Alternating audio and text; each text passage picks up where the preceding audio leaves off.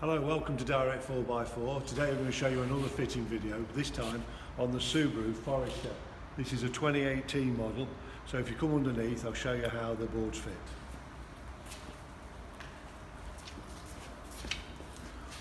Starting at the back passenger side here, there's a T-bolt in there that just comes out of the chassis, and the T-bolt fits in there and then it just onto the boards there and there.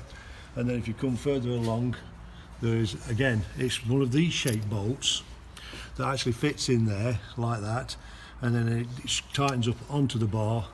And then also at the back here there is another hole, existing hole like that one, that the T-bolt goes into, and it fits on there on the chassis. So T-bolt in there, and then this fitting in the one on the sill. Again on this, the front one, a T-bolt in the existing hole into the chassis, and the L-shaped bolt that fits in to the sill and then tightens up.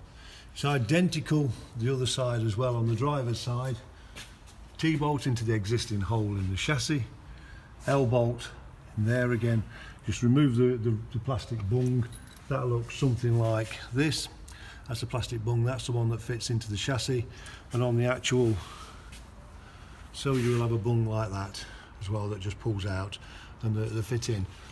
The middle one on the driver's side, again, T-bolt into the chassis, and then the L-shaped bolt into the sill and tighten that up, and then again on the back, T-bolt into the existing hole after you've removed the bung, and also then straight onto the boards at the very back.